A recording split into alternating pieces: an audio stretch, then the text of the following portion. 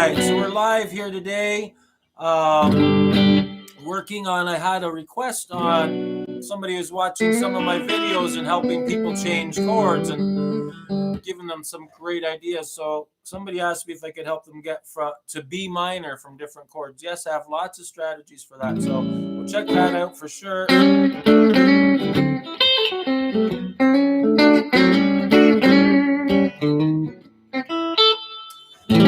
So if we're starting here and we want to think about getting to B minor, if I'm on like a G chord, for example, what I try to do is I think finger 3 and 4, my pinky. If you guys are watching, let me know or give me some comments or say something because, I like to talk to people. So I like to be transparent. So this is how I am private one-on-one. This is how I am live. I find when I do edit videos, whatever, you're trying to make it perfect and everything. But this is me. Sometimes I'll slur words. I won't say things perfectly, whatever. I'm thinking about a billion things. But that's cool. My goal is to help you guys. So what I get most of my students to do if I had to get from a G to a B minor, I would say, hey, why don't we forget about our right hand for a bit and let's think about making 3 and 4 jump to there. And let's see if we can get them to do that. Because all these shapes mess with your brain a bit. So when you tear them apart and do them in stages, there's a good way of doing it, and there's a good way of doing it. Because technically this is a G chord anyways. So if I can get you to do that and strum G from there, and then you got those there. Now we could do an easy B minor. So an easy G looks like this, because these are all the notes in a G chord. Basically a D, a G, a D, and a G again. We don't really have the third, so the third would be B. So we got this, and we're trying to get to there, back and forth. If that becomes easy, then try to get finger 2 to land on string 2, fret 3 with it. I'm hearing some noise. I'm just checking out my focus rate. And then try to get all 3 to land now. So this is the easier B minor. We can play it like that instead of having a bar. So this is one way of working it. And back and forth.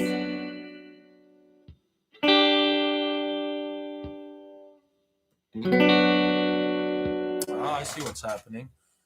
That's not on. There we go. That's better. I kept hearing something popping. So when you have microphones that need gotta have well, this is a mic where you have to have the 48 hertz on it. So there's a button 48V you have to press in or the mic won't work. So anyways, going from that to G. So G, and then I would use these 2 fingers because to play the full G chord, you can keep 2 on the bottom. So we're kind of like that, and then there. You don't even have to strum. You could hold the full G now and try and do that. Now, if you get that going good, let's try to make finger 2 go down to string 2 while they're going there. So now we're getting this. We're slowly teaching our hand, some muscle memory. Takes a lot of work to get this stuff. I've been watching lots of videos and guys are really good out there, but I don't think they're really helping the beginners that are starting out or beginner trying to get to intermediate. So I really thought I should try to take on a lot of cool things and help you guys that I use within my private one-on-one classes.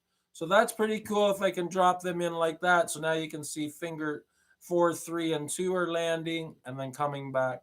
And notice how I don't really move my hand around. Like this is the worst thing you can do. Oh my God, I got to get over here and your hand's going everywhere. Basically, you want to just try to lift and place your fingers. You can see my thumb, I'll let it stick up a little bit more. And it doesn't really move, does it? It just stays there. My hand kind of pivots with it, more like this, but I'm not moving this way or moving that way. That's one of the things I find when I'm watching certain tutorials and they're talking about chord changes and that. The most important thing is not moving your hand so much. So, for example, I've shown this a lot on my videos where if I want to get to a D chord, and I want to teach you guys how to get to a D chord easy and transition simply through it, I would say keep these 2 fingers there and let's train these 2 guys to be able to lift and go down to the notes for the D chord, which is basically finger two's on the bottom string, if you don't know that, and finger one's on the third string, and they're both in the second fret. You'd see it better if I move those two fingers, right? Keep my guitar so the light's not shining on the fretboard like this, because that doesn't help you any. But so that's pretty cool. And then, so if I wanted my students to learn G's to D's, I'd be like that and like that. Now we're saying, okay, B minor. Okay, we'll try to get this and this first. Now try to get finger, and don't, I'm doing it pretty fast. So, usually when I see my students try it, they're like, what? And it's like, same stuff for me when I'm learning hard stuff. I got to take my time. Today I was learning some blues stuff, trying to learn some Josh Smith phrasings. And he's doing things like,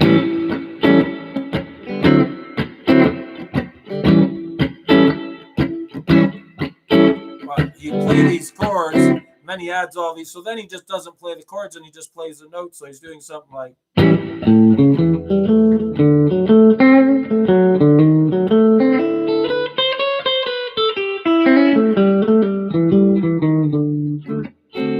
he does it, he's really got a lot of things he's got going on, all these moves that he's worked on for a long time. So that's all it is. It's lots of practice, lots of tricks. I got lots of tricks too. But when I'm teaching, it's not about me just playing, and I like to give you guys ideas. Okay, so we got the simple way to get from G to B. It's not a simple way, but an easier B minor, I should say. So this is an easier B minor. Why do I say it's an easier B minor? Because when I teach people to try to bar a chord, they have a really hard time barring. So there's a lot of cool tips we can think about. All right, so let's go and let's try to learn the barred version of a B minor chord.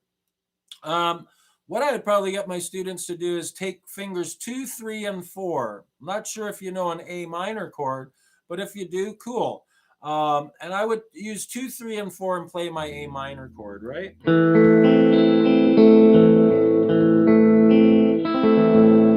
If I slide these 3 fingers up 1 fret and I bar from here down.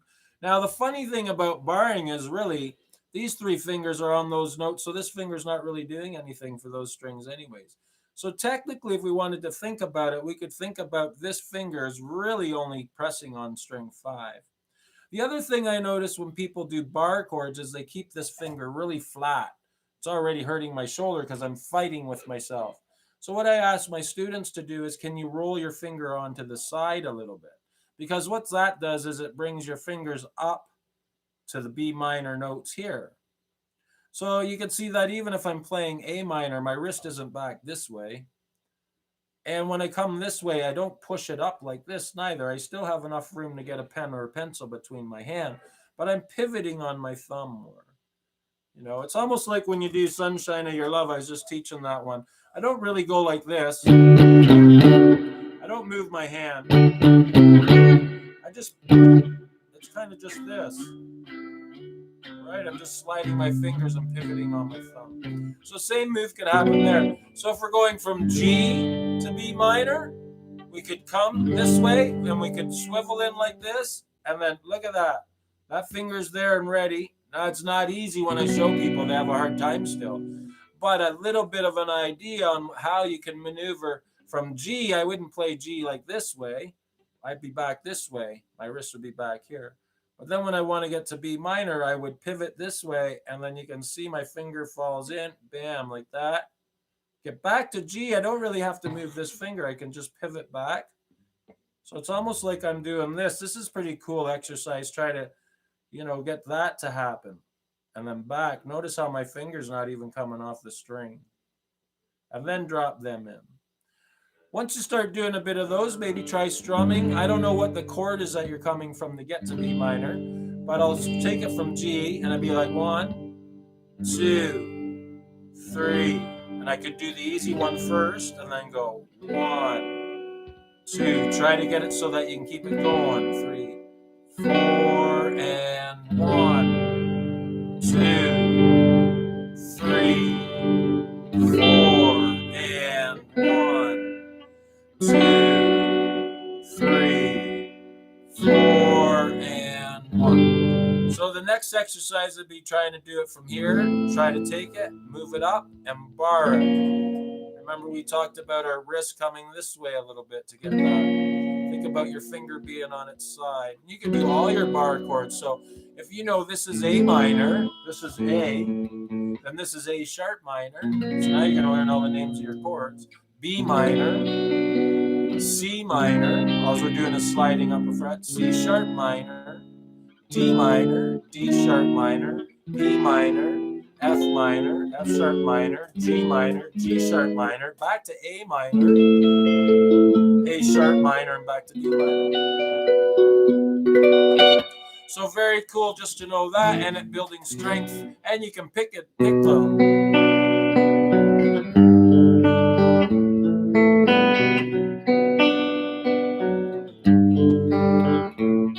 that goes. Yeah, I need a tune up. I haven't tuned this thing in a while.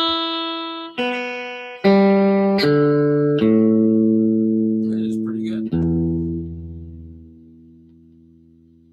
Yeah, so that's the idea of maybe that might help you get through that changing from a G to a B minor, a D to a B minor. You could think D, you're trying to get these guys to jump there and then land.